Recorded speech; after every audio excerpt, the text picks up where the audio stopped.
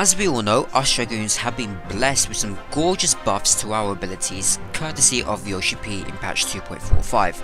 I'll be going over all of the changes to the Dragoon individually and what they all mean, showing you the differences in our positioning for our rotation and clearing up any misconceptions about the patch notes. Finally, for those of you who love my number crunching and math, I'll be showing you the raw data and comparisons between pre and post 2.45 Dragoon. Let's go over Heavy Thrust first. And as you can see right now, I'm circling around the striking dummy. And no matter whichever position I hit the striking dummy from, flank, rear or the front, I'm always receiving my Heavy Thrust buff. Instead, what they have done is changed it, so I'll only ever receive a maximum amount of damage from the Heavy Thrust if I hit it from the flank. So as you can see right here, I'm hit for 371, 365, 364, 371 from the flank. And now if I move to the rear and I'm hitting my Heavy Thrust, I'm still receiving my buff, but can you see the amount of damage now? 202, 219, 201, 213. So you're always going to be needing to hit your positional requirements no matter what. If you want to try and max out your DPS, there's always going to be a difference between the good and the bad Dragoons, essentially, because you can tell if they are doing their job properly by hitting the positional requirements. Now let's talk about the Chaos Thrust rotation combo. Initially, you had to hit your impulse drive from the rear in order to receive your combo bonus. They have now changed it, so no matter whatever position you're from, as you can see, I was at the front and I still got my disembowel proc. Let's just clear this quickly. As you can see, I'm now on the flank and I still received my proc. Let's clear this again. And now let's hit it from the rear and I still got my disembowel proc. So no matter whatever position you hit it from, you're always going to hit and always going to proc your impulse drive combo. Now the positional requirement for this combo has been removed from the impulse drive and put onto the Chaos Thrust. Now very quickly, I want to go over the Chaos Thrust tooltip. I've already seen a lot of confusion over this and I want to quickly clear it up. The combo potency does not come from the flank, but it comes from the rear. This is a tooltip error, nothing more, and Square Enix will fix it hopefully. The positional requirement for this combo has been removed from Impulse Drive and put into Chaos Thrust, in similar fashion to how it now is with Heavy Thrust. So, depending on the position you hit your target from, you'll be dealing more or less damage with the initial hit of your Chaos Thrust. Hitting the dummy from the flank dealt nearly 174 damage, but now we hit 285 from the rear, nearly 110 damage difference. Of course, if you want to deal the most amount of damage with your Chaos Thrust, you have to deal it from the rear and also do it as part of the combo bonus. Now another thing that you have to note is that you only ever receive the dot, the Chaos Thrust dot bleeding damage, if you do it in a combo. You will not receive the Chaos Thrust damage if you do not hit it as part of a combo. It doesn't matter whatever position you hit it from, however, you'll still receive the dot. There we go, look, the dot ticked over again, but you will have to hit it as part of the combo. So you can't just go around, just spam Chaos Thrust and yay, just dot everything up, like what you can do with Phlebotomize.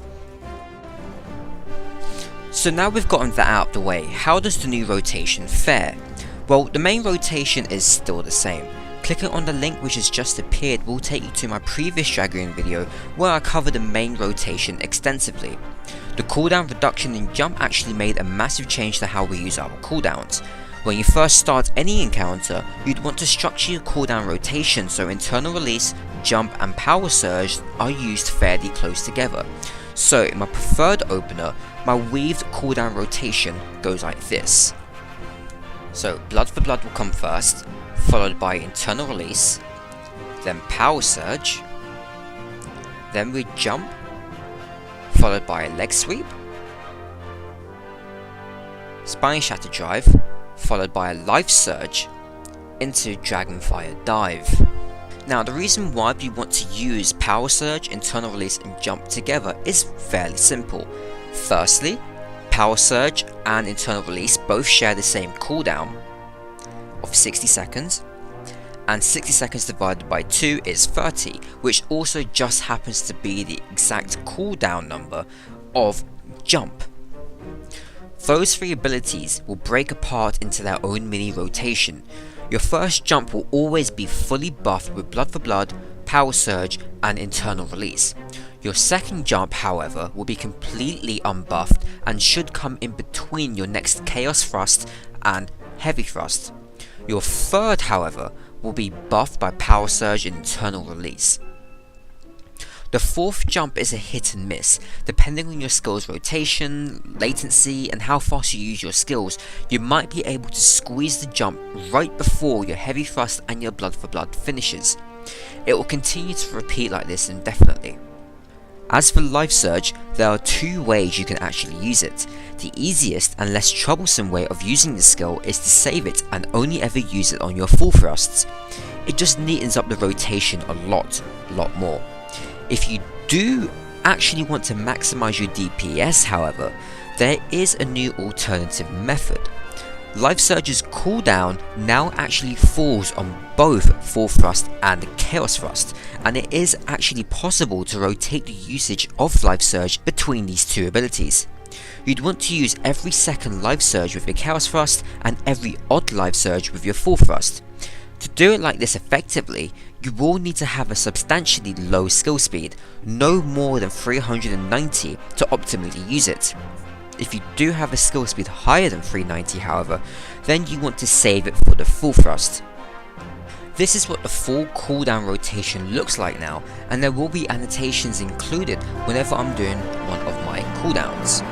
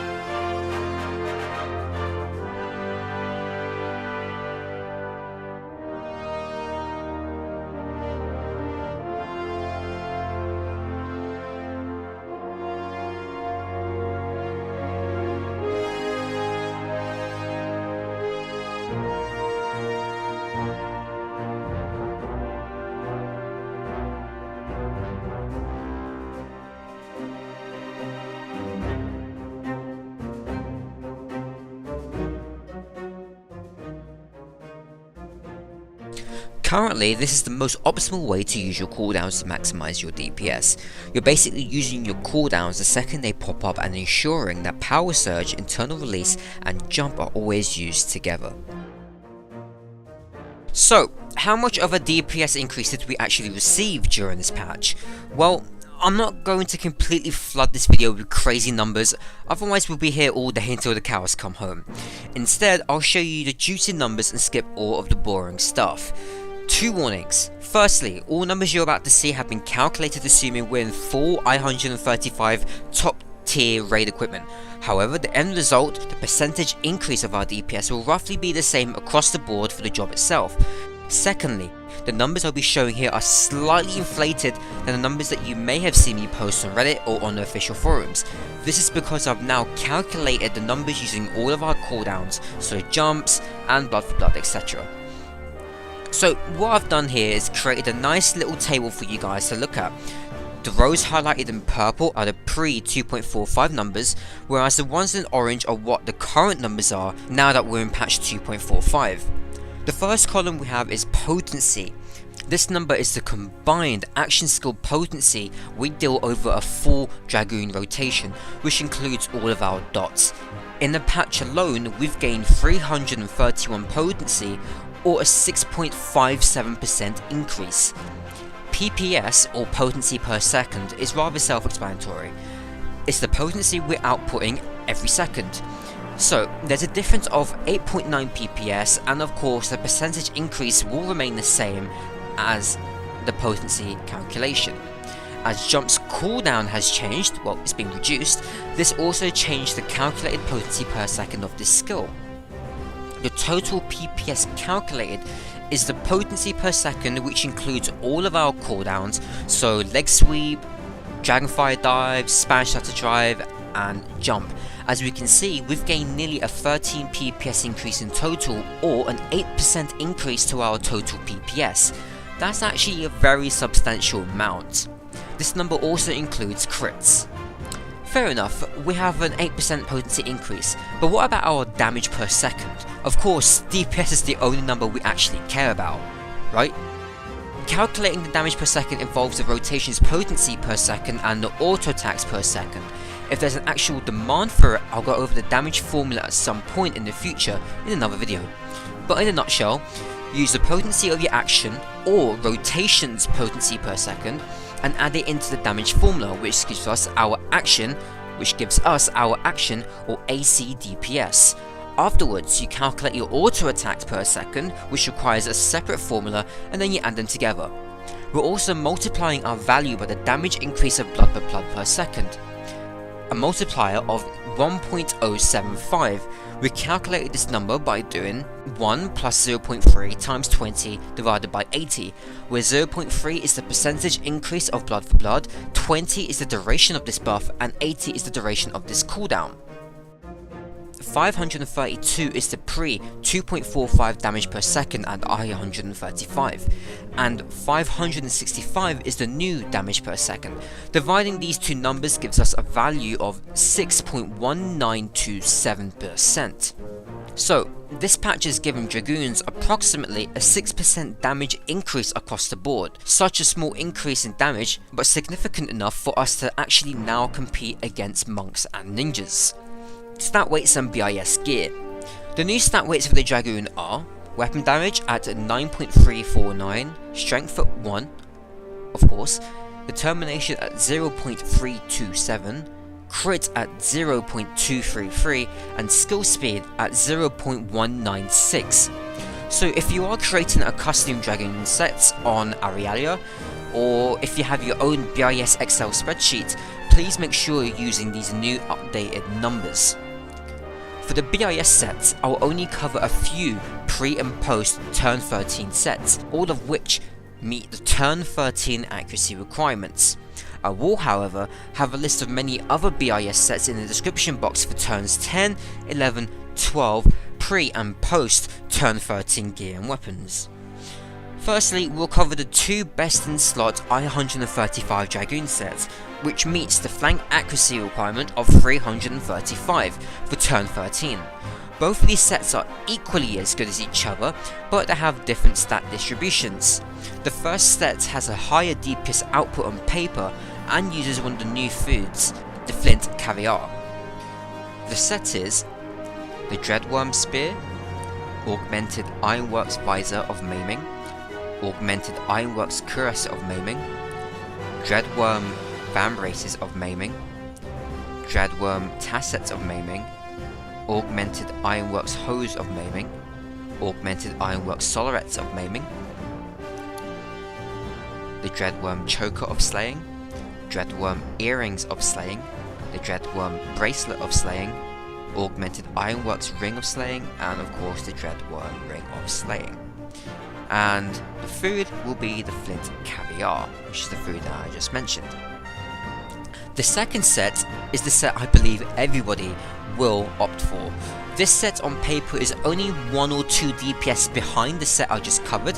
However, this set has a reach of 410 determination after food and has the lowest skill speed. Because of the high determination, your skill's base damage is much higher, so if you do get a crit on the new full thrust potency of 360, you can expect to deal some insane damage. This set is the Dreadworm Spear, the Dreadworm Barber of Maiming, the Augmented Ironworks Cuirass of Maiming, the Dreadworm Vambraces of Maiming, Dreadworm Tassets of Maiming, Augmented Ironworks Hose of Maiming, Augmented Solarates of Maiming, Dreadworm Choker of Slaying, Augmented Ironworks Earrings of Slaying, Augmented Ironworks Bracelet of Slaying, and of course the 2 rings.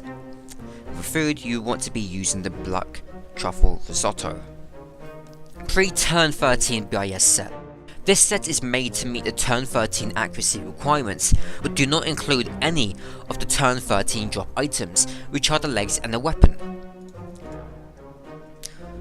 Augmented Ironworks Magitech Spear, Dreadworm Barber of Maiming, Dreadworm Mail of Maiming, Dreadworm Vambraces of Maiming, Dreadworm Tassets of Maiming, Augmented Ironworks Hose of Maiming, Augmented Ironworks Solarates of Maiming, Dreadworm Choker of Slaying, the Dreadworm Earrings of Slaying, the Augmented Ironworks Bracelets of Slaying, and of course the 2 rings, and for the food you want to be using the Flint Caviar.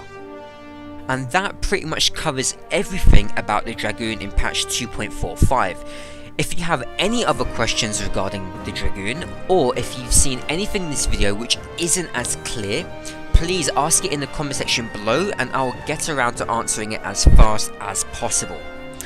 If you guys have any other Final Fantasy XIV related questions that you'd like for me to turn into a video, please hit me up on YouTube, Twitter or Facebook. All links are in the description box down below. So guys, thank you very much for watching this video, take care and I'll see you guys next time.